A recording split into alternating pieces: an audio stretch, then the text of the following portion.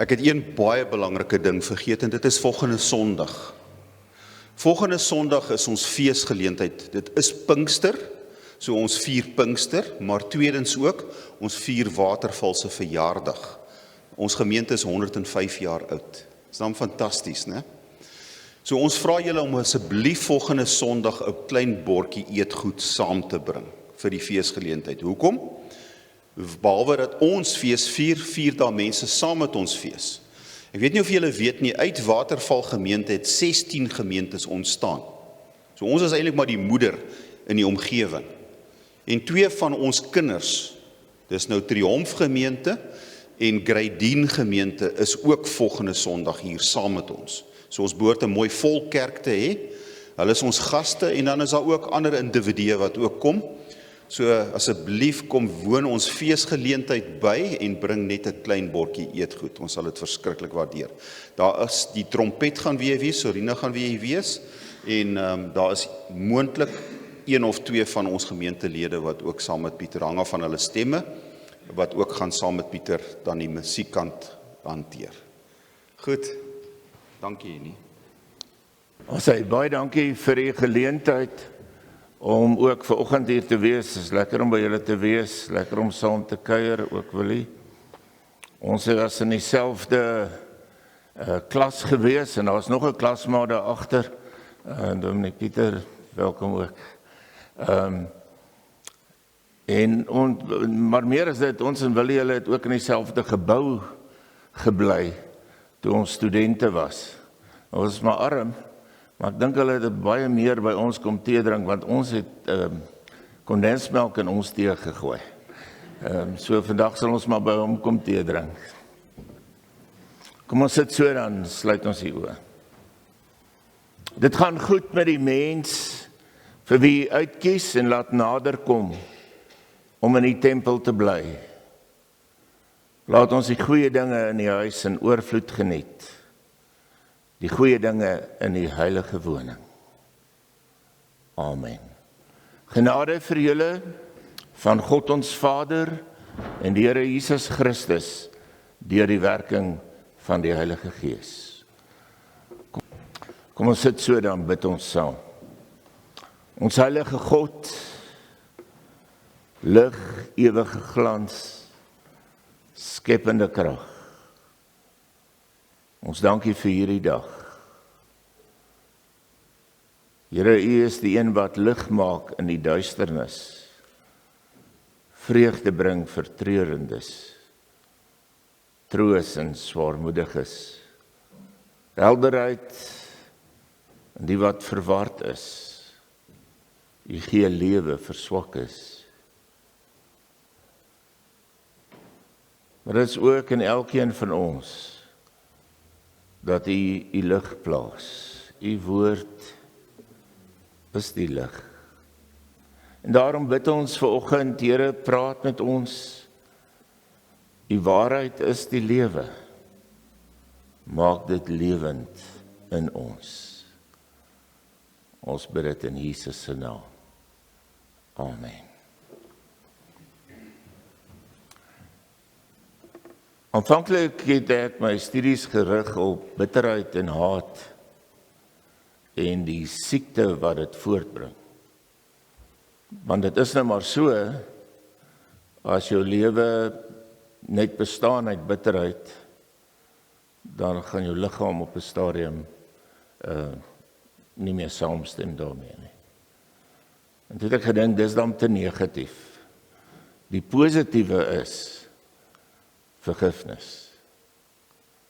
En daarom het ek die studies geruil, verander na vergifnis. En vanoggend se tema dan is vergifnis, vra vergifnis.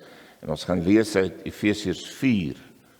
Efesiërs 4 van vers 25 af. Nou dat julle die valsheid afgelê het, moet julle onder mekaar die waarheid praat, want ons is lede van dieselfde liggaam. As julle kwaad word, moenie sondig nie en moenie 'n dag kwaad afsluit nie. Moenie die duiwel vatkans gee nie. As iemand 'n dief is, moet hy ophou steel. Hy moet deur handewerk op 'n eerbare manier self in sy lewensonderhoud voorsien. Dan sal hy iets hê om vir die armes te gee. Vuil taal moet daar nooit uit julle mond kom nie. Praat net wat goed en opbouend is, volgens die eis van omstandighede, sodat julle hoorders ten goeie kan kom. En moet nie die Heilige Gees van God bedroef nie, want hy het julle as die eiendom van God beseël met die oog op die verlossingsdag. Moet nooit verbitterd of opvleend wees of woedend word nie, nie vloek of skel nie. Moet niks doen wat sleg is nie. Wees goedgesind en hartlik teenoor mekaar en vergewe mekaar, soos God julle ook in Christus vergewe het. Omdat julle kinders van God is, en hy julle lief het, moet julle sy voorbeeld volg. Lewe in liefde, soos Christus ons ook lief gehad, en om ons ontwil sy lewe as 'n offergawe gegee het. Ja, offer wat vir God aanneemlik was. Ons gaan net tot daar lees. En miskien onthou jy daai oomblik, selfs die tyd van die dag, toe jy seer gekry het, toe jou hoop en drome verpletter is, deur iemand wat jy vertrou het, of selfs dalk deur iemand wat jy nie geken het nie. En dalk sit jy iemand vanoggend wat voel dat jou hele lewe tot stilstand gekom het, gesaboteer deur wrok en bitterheid en gedagtes van wraak. Daar's so 'n stuk gevoelloosheid in jou en onverskilligheid. Of dalk het daar nie so iets dramaties met jou gebeur nie. Dalk is die alledaagse dinge van die lewe en verhoudings waarin jy staan, dit gee vir jou 'n knop in die maag. Laat 'n pyn, dowwe pyn in jou hart. Daar's nie towerwoorde of geheime formules vir vergifnis nie. Maar daar's Bybelse beginsels wat jou kan help om deur die pyn en die bitterheid te breek. God se pad van vergifnis is nie om te sê dat jy nie seer gekry het nie. Dis nie om te sê dinge het nie gebeur nie. En God se pad is dat hy nooi jou eerder om jou pyn in sy hande te plaas, sodat hy die genesing en die herstel kan bring. En een van hierdie Bybelse beginsels het ons gelees in vers 32, vergewe mekaar, soos God julle ook in Christus vergewe het. Is nie maklik om te vergewe nie. In 'n sekere sin is dit makliker om die onderwerp heeltemal te vermy. Want ons leef in 'n tyd waar mense worstel met soveel kwessies wat tot in die diepste kern van hulle menswees indring. Soveel mense wat net probeer oorleef. En om te kan oorleef, moet ek daardie mense op 'n afstand hou. Ons kan baie voorbeelde gee. Ontroue huweliksmaats en afwesige, onsensitiewe ouers. Pynlike herinnering van die verlede. Deesdae rebelse kinders. Mense skoonfamilie.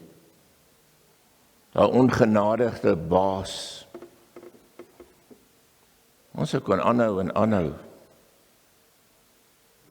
Maar baie keer is dit die mense naaste aan jou wat jou die seerste maak. En dikwels is ons kwaad en bitter oor dit wat gebeur het. En sal broers vir 25 jaar nie met mekaar praat oor goed nie. sal families uit mekaar uitskeer, om kwaad en bitter te wees. Ja, jy het seker die reg om so te voel. Maar jy kan nie vir ewig daardie kwaad en bitterheid in jou dra nie. Dalk kan jy besware opper, hoekom jy nie wil vergewe nie. Dalk kan jy vir my sê, al die seer wat jy gekry het. Of kan jy uitroep, dis nie regverdig, dat ek moet vergewe, en hy of sy loop skotvry nie. Of dalk dink jy, sê dit selfs hardop, as hulle my om verskoning kom vra, dan sal ek hulle vergewe. Gaan nie gebeur nie. Hulle gaan nie verskoning vra nie. Hulle het aangegaan met hulle lewens, en inteendeel van hulle kan nie eens onthou wat hulle gesê of gedoen het nie. Ek wil vir jou vra, hoeveel gewig dra jy? Hoe swaar is hierdie botteltjie water?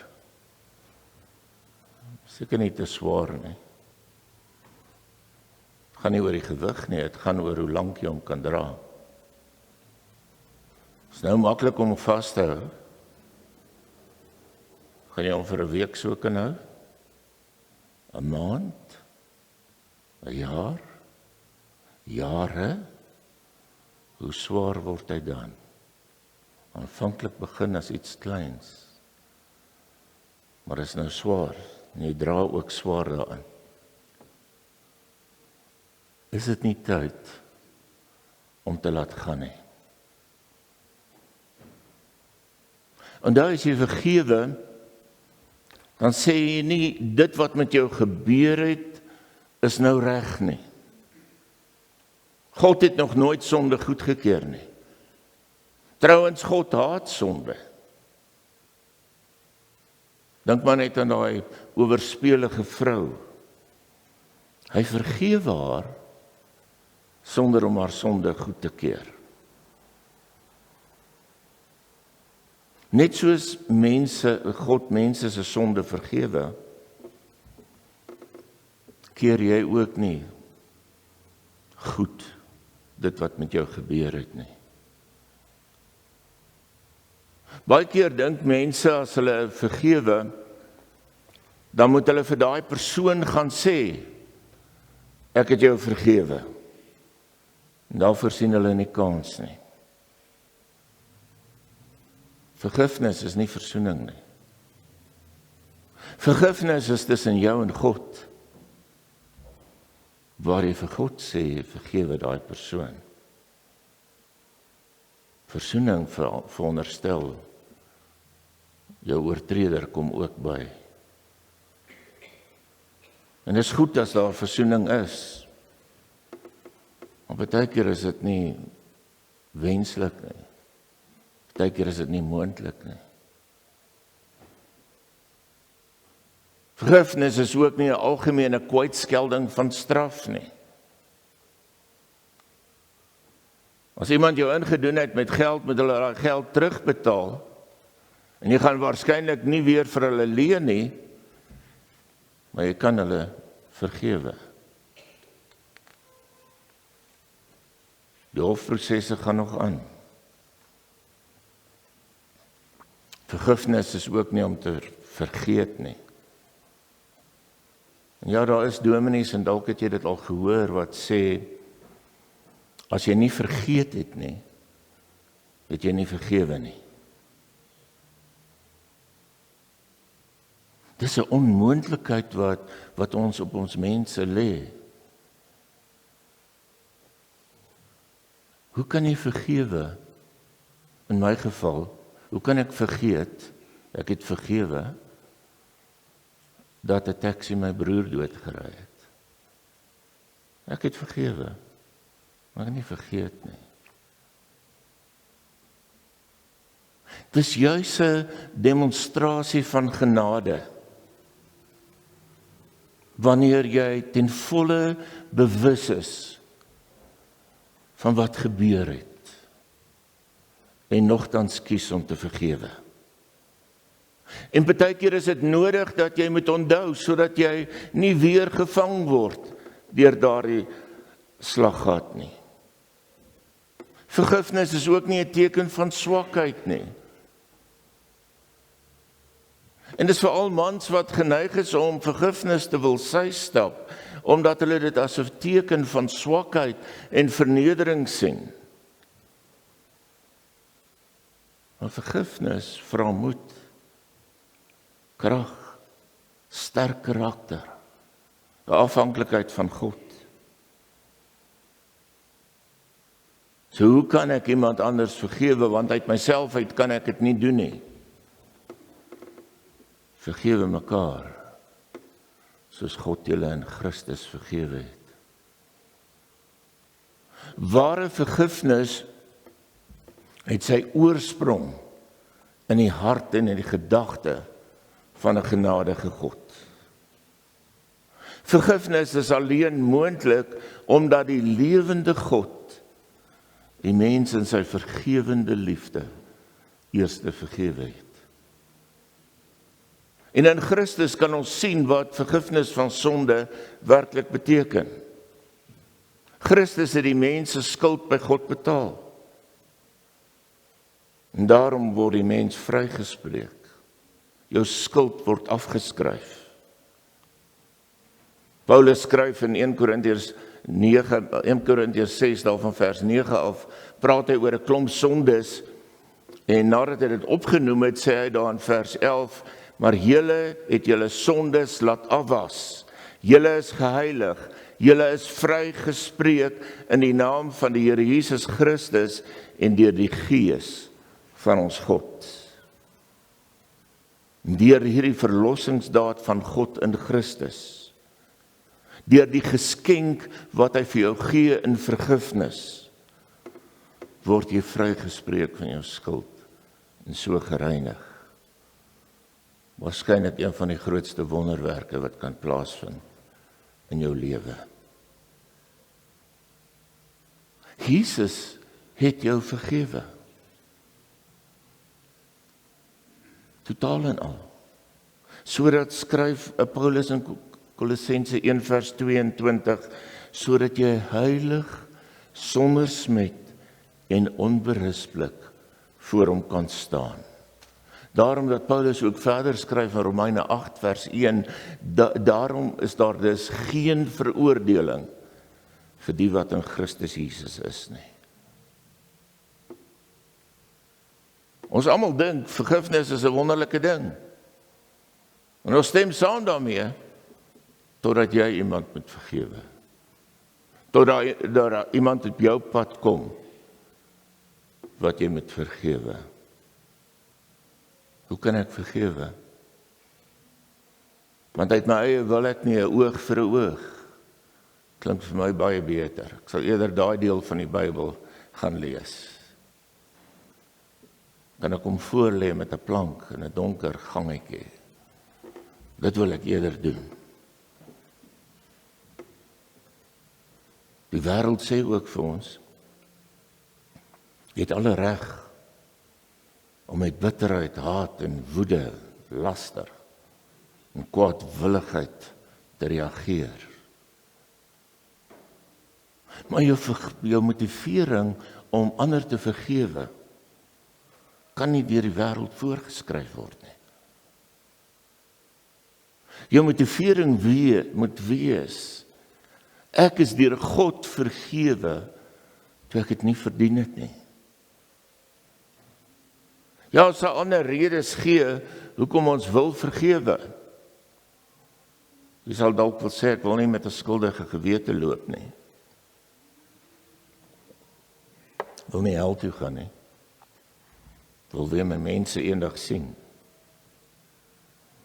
Goeie redes. Maar wat gee God se vergifnis ons nog? Dit gee ons God.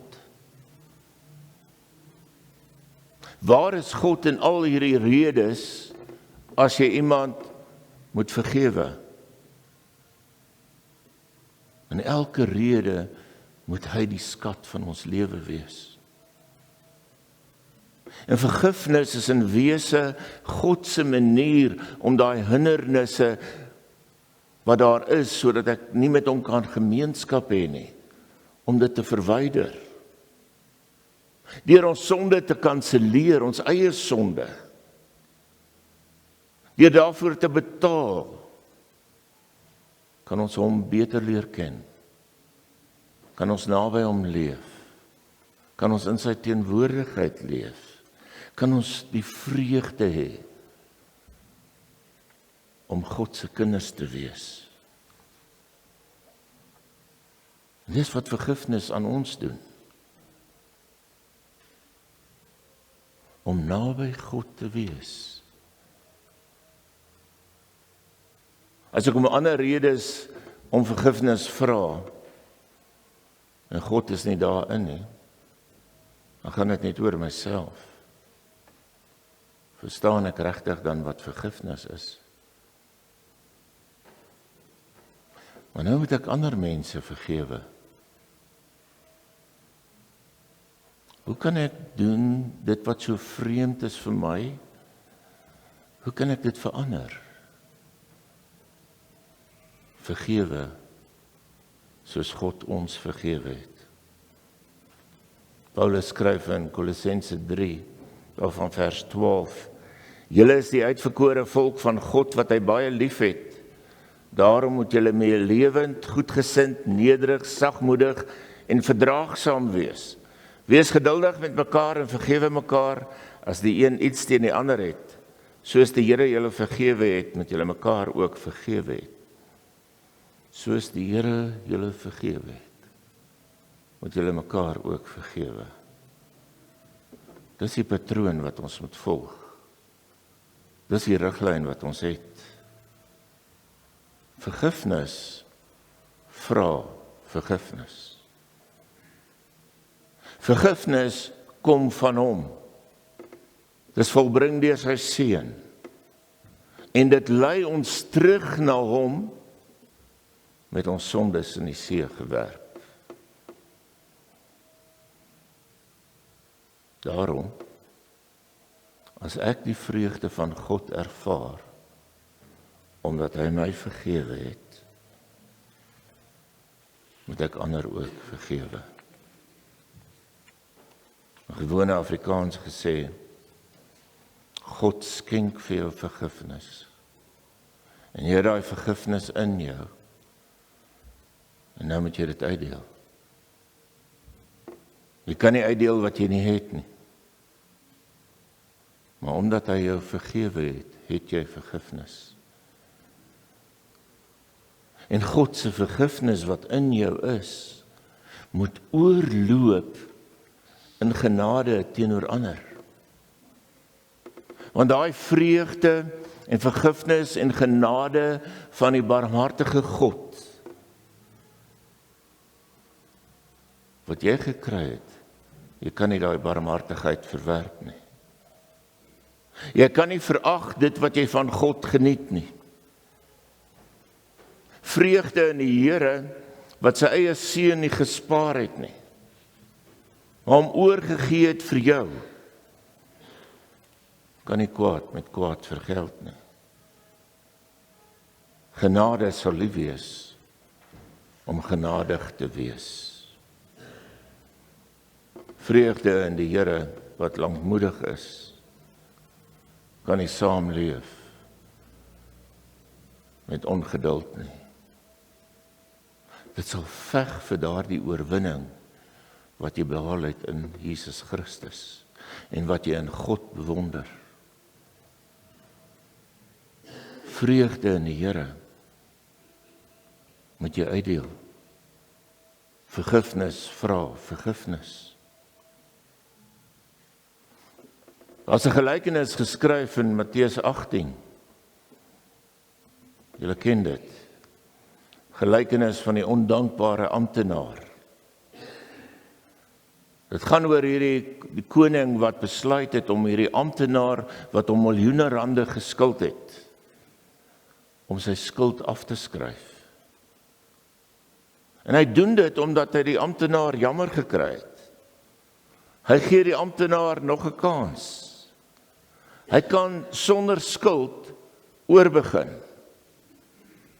Wat anders is dit as genade?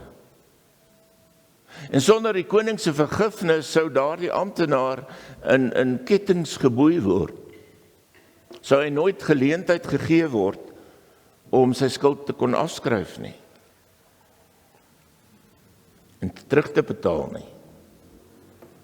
Maar hy het sy lewe teruggekry. Hy het 'n toekoms. Hy het vergifnis gekry. Ons stap hy daar uit die koning se paleis uit. En hy sien 'n ander amptenaar wat hom 'n paar rand skuld. Hy is pas van miljoene rande vrygestel. En hy sien daai ander amptenaar en hy sê, geef my terug wat jy my skuld. Hy was nie bereid om die vergifnis wat hy so pas ontvang het uit te deel nie. En die koning hoor daarvan en hy laat hom gevange neem. En hy sê daar in Matteus 18 vers 33, maar moes jy nie die vergifnis wat jy gekry het, ook vir hom gegee het nie. En hy word geboei, en hy sal die res van sy tyd in die tronk deurbring. Vir daardie gesindheid is daardie amptenaar baie swaar gestraf. Vergifnis, vra vergifnis. In 'n oomblik van frustrasie, van onreg, wanneer ek wil reageer met 'n skerp woord, herinner die Heilige Gees my. Dis nie die pad van God nie. Wanneer ek in die versoeking kom om bitter te wees oor daardie seer wat my aangedoen is,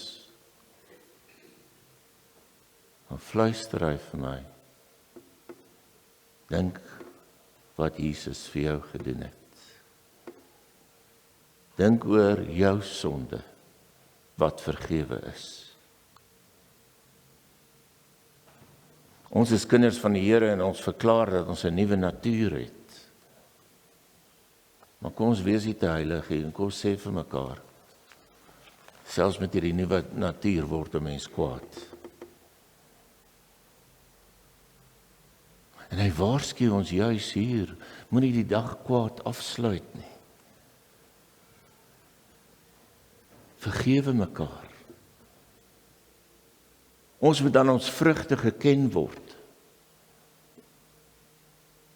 Vergifnis vra dat daardie bitterheid en daardie wraak wat gewortel is in my hart, dat dit wortel en tak uitgeroei moet word. Daar's 'n gesegde wat sê, baie keer drink 'n mens gif, dan hoop jy die ander persoon gaan dood. Wraak vernietig jou. Maar jy kan vergewe. Jy kan vry word. Dis die enigste manier waarop 'n mens gesond kan word. Want selfs al word jy oortreder gestraf, selfs al beland hy of sy in die tronk, daardie bitterheid is nog steeds in 'n mens se hart. En net vergifnis kan dit uit jou hart uitkry. Partykeer moet mens nie te vinnig vergewe as jy nog nie reg is nie. Want vergifnis begin nie maar net van self nie. Dis 'n keuse wat jy moet maak om te vergewe. Ja, ons het die woord wat sê ons moet vergewe, maar uiteindelik is dit jou keuse of jy wil vergewe of nie vergewe nie. En die keuse wat 'n mens maak ten opsigte van enige situasie, bepaal tog wat vorentoe met jou gaan gebeur. Ons kan nie die horlosie terugdraai nie. Ons kan nie die pyn en die hartseer gaan uitvee nie.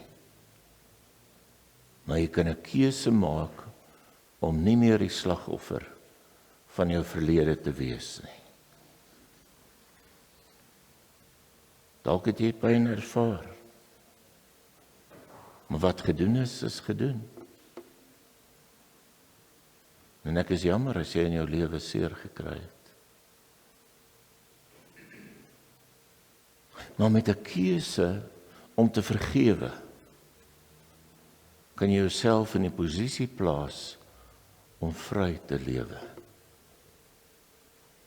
Jy is dan nie langer 'n slagoffer nie.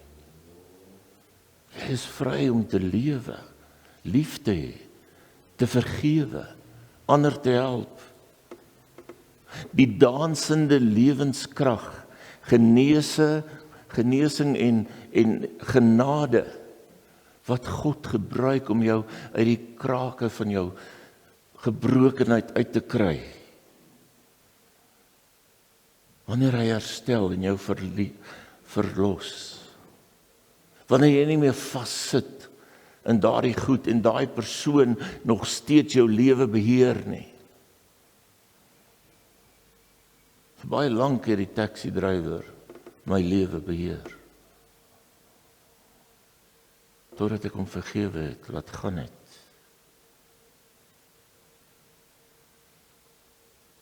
Jy moet op daardie plek kom.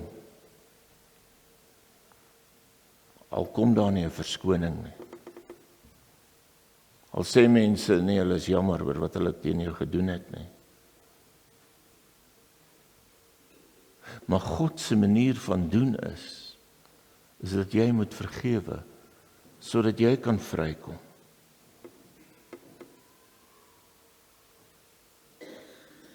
Dis die fynskrif. Weet julle wat's regtig swaar in vergifnis? Vergifnis beteken om bewus te wees van dit wat iemand aan my aangedoen het en dat ek nog steeds daai persoon vergewe. So vergifnis sou ons kon sê, gee jou reg tot woede en haat en bitterheid en wraak. Jy gee daai reg prys. Jy gee dit prys. As die vergifnis wat jy ontvang het, deur die bloed van die Seun van God, Jesus Christus, as dit jou nie dring om ook te vergewe nie, as jy steeds bitterheid en wrokke en haat koester, sy vergifnis dalk nie so effektief nie. Is ons dalk nie 'n goeie boom nie, dra ons dalk nie goeie vrugte nie. Koester ons dalk nie sy vergifnis vir ons nie. Omhels ons dalk nie sy vergifnis nie. En ons wil tog leef volgens sy woord. Ons wil volgens sy woord lewe. Ons wil nie ons eie koppe volg en swaar kry in die lewe nie. Baie duidelik in die woord dat die prys van onvergewensgesindheid groot is. Steel self jou vreugde en jou vrede met God. Dit verstik dalk sy genade in ons lewens. Paulus skryf in 2 Korintiërs 2, skryf hy oor vergifnis. En dan sê hy, as jy nie vergewe nie, sê hy in vers 11, die Satan moenie 'n oorhand oor jou kry nie. Die wonde wat jou aangedoen is, word nie 'n greintjie ligter deur dit op te gaar, nie daaroor te praat nie. en te laat smeel nie. Word nie ligter nie. Dit word net swaarder en swaarder, soos wat hierdie botteltjie gaan swaarder en swaarder in jou hand word. Wat maak dat jy nie wil vergewe nie? Vra die Here om jou vergewensgesindheid te vergewe. Om jou te help om die dieptes te begryp van toe Christus jou vergewe het. En dink aan die mense wat jy moet vergewe. En vergewe hulle. En vra die Here om jou daarmee te help. Amen. Jy het 'n papiertjie in jou hand. As daar iemand is wat jy dalk moet vergewe, skryf daardie persoon se naam op daai papiertjie.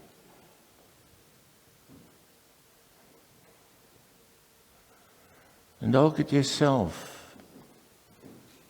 aangejaag in jou lewe. Moet jy dalk self jou eie naam daarop skryf. Skryf dan jou eie naam.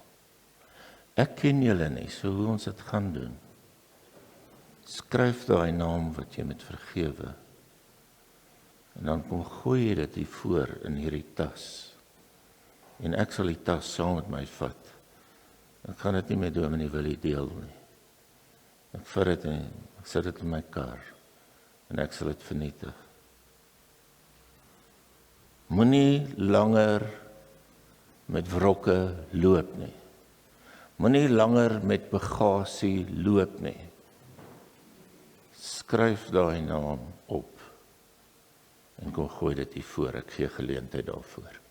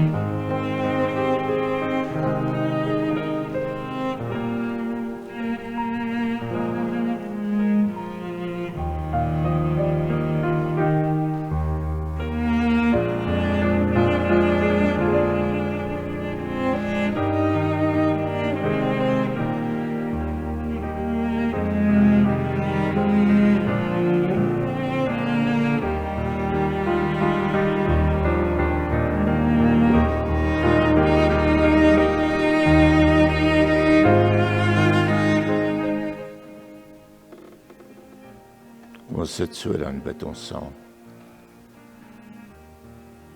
Here, U weet wat in elkeen van ons harte aangaan. En U weet elkeen wat opgestaan het en 'n naam hier voorkom ingooi het. Dalk is dit al jare se ek hou dit teen jou. Dalk is dit al dit so groot skeiding in 'n familie gebring. Dalk sit omdat jy alles verloor het. Maar Here, ons bid vir elkeen wat opgestaan het. Naam kom plaas dit hier voor. Omdat U ons vergewe het. spreek ons nou daardie persoon vry. Here, ons sê nie dit wat hulle gedoen het is reg nie. En dit kan dalk nog vorentoe seer maak. Maar Here, op grond van u vergifnis vir ons, vergewe ons. En dankie Here, dat ons vandag kon vrykom. Ons eer u daarvoor. Amen. Iemand wat bietjie ligter voel? Niemand, oké. Kom ons staan ook en dan spreek ons die seën uit.